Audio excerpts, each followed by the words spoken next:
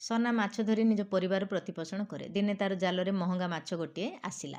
ପାଖରେ ଥିବା ନୀର ସହିପାରିଲା ନାହିଁ, ହାତରୁ ଛଡ଼ାଇ ନେଇଗଲା। ନୀର ମାଛ ଧରି ଯିବା ସମୟରେ ମାଛଟି ଚଟ୍ କରି ଆଙ୍ଗୁଠିକୁ କାମୁଡ଼ିଦେଲା। ନୀର ହସ୍ପିଟାଲ ଯାଇ ଡକ୍ଟରଙ୍କୁ ଦେଖାଇଲା। ଡକ୍ଟର ସେହି ଖଣ୍ଡିଆ ସ୍ଥାନକୁ ପଟି କରିଦେଲେ। କିଛି ଦିନ ପରେ ପୁଣି ଡକ୍ଟର ପାଖକୁ। ଘା ଶୁଖିବା ବଦଳରେ ପଚିଯାଇ ପୁଜ ଜମିଗଲା। ହାତ କାଟିବାକୁ ପଡ଼ିଲା। କିନ୍ତୁ ଗୋଟିଏରୁ ଦ୍ୱିତୀୟ ହାତକୁ ଇନଫେକ୍ସନ ବି ବ୍ୟାପିଲା। ଦ୍ୱିତୀୟ ହାତ ବି କଟାଗଲା। ନୀର ମନ ଦୁଃଖରେ ଦାଣ୍ଡ ପିଣ୍ଡାରେ ବସିଥାଏ। ତାର ମଉସା ଘରକୁ ଆସିଥାନ୍ତି। ନୀର କାନ୍ଦି କାନ୍ଦି କହିଲା, ମୁଁ କାହାର କ'ଣ ଯେ ଛଡ଼ାଇଥିଲି, ମୋର ଆଜି ଏ ଦଶା। ମଉସା କହିଲେ, ମନ ପକା। କିଛି ବର୍ଷ ତଳେ ସନାଠାରୁ ମାଛ ଛଡ଼ାଇବାର ତାର ମନେ ପଡ଼ିଲା। ନୀର ସନା ପାଖକୁ ଯାଇ ପଚାରିଲା, ମୁଁ ତୋଠାରୁ ତ ମାଛ ଛଡ଼ାଇଥିଲି, କିନ୍ତୁ ତୁ କ'ଣ କଲୁ? ମୋର ଆଜି ଏ ଅବସ୍ଥା।